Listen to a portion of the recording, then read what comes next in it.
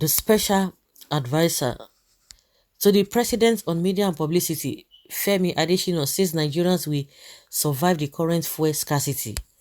Nigerians have been battling with fuel scarcity since February.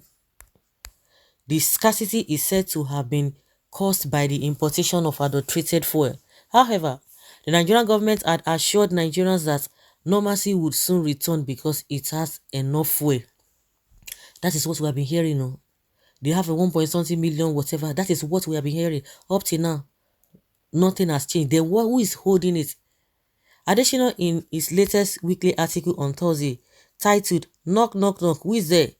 said that there were cases of bad fuel before in Nigeria and Nigerians survived. He said, yet some other people have children, what dependent relations in Ukraine, currently being bombarded by Russia. I have one daughter of a family friend. When I spoke with her last week, she was hiding in a bunker, talking in whispers. But amidst it all, no fuel, no electricity, anxiety about Ukraine, general insecurity, government continues to work. The heavens won't fall and sanity would be restored.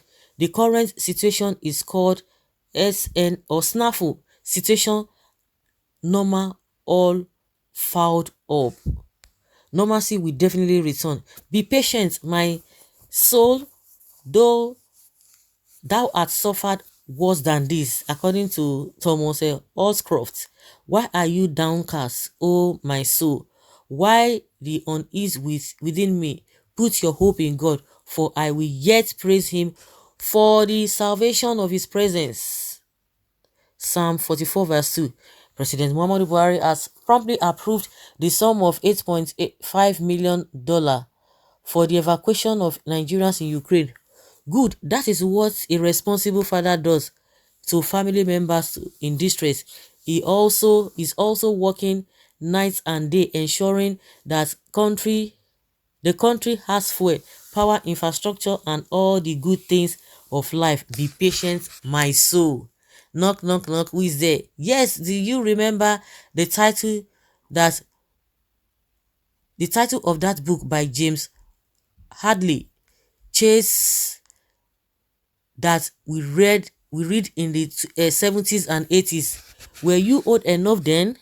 Do you also remember the song we used to listen and dance to then, written by Hassan Scrooge and Sid Wayne, released in 1959 by Isley Brothers, and it became a global hit? Were you old enough then?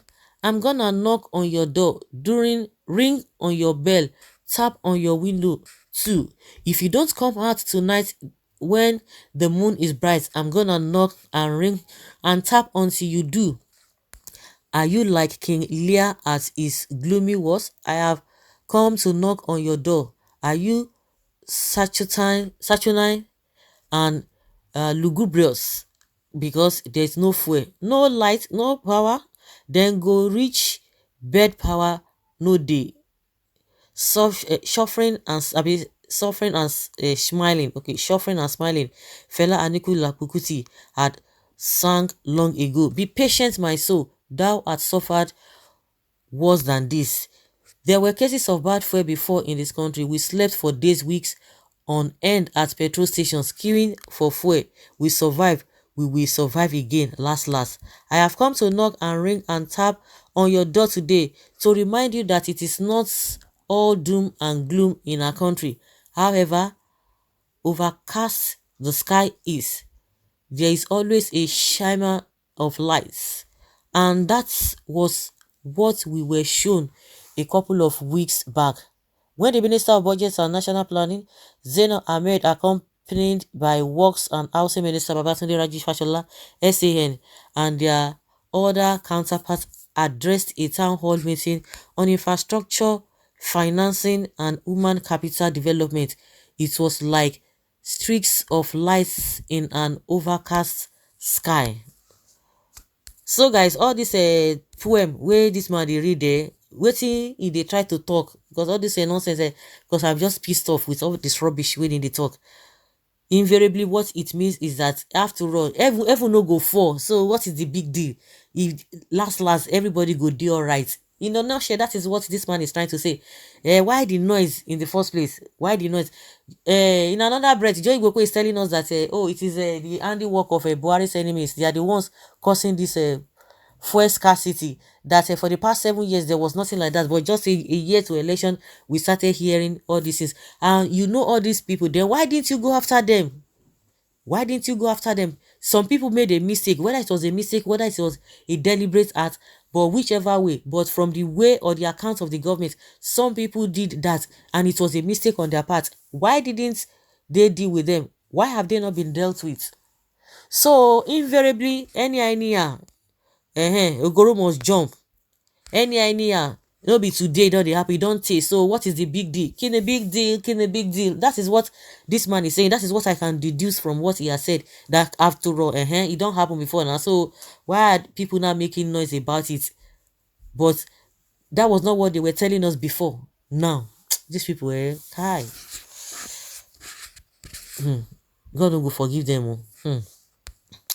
Why can't why can't someone just accept responsibilities and take a blame for once in this devil country? So because it happened in the past, should now be a moral justification for gross incompetence. And apologies for every evil that has been put on the Nigerian people by President Buhari. Mr. Femi Adesina, I thought you are a frontline journalist. When did you metamorphose to a Niger politician? Your opinions on crucial national issues is as variant with your professional ethics. Honestly, this is unexpected from you, Mr. Adesina. You have forgotten you will leave corridor of power. By the time he leaves, he can't go down there bam bam.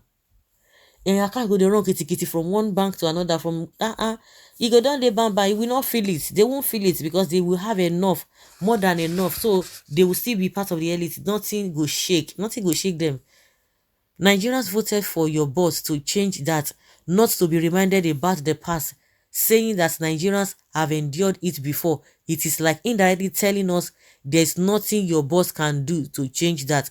Not that all common people want from their leader is to uplift them from daily problems. If your boss can't find solutions to some of your problems, then he had better resign. Resign kwa. Don't resign anything, no. They died there until the last day. May God have mercy on you, Mr. Representative. You have forgotten that your days in Aso Rock is numbered. So Nigerians are DNA born suffered generations. Daddy Femi, we are immune to suffering. It is finished. Jokes. So Nigerians abi suffer abi. Well done, coach. I think all Nigerian political appointees need psychological evaluation before taking office. So guys, it is what it is. So let's hear your opinion on this.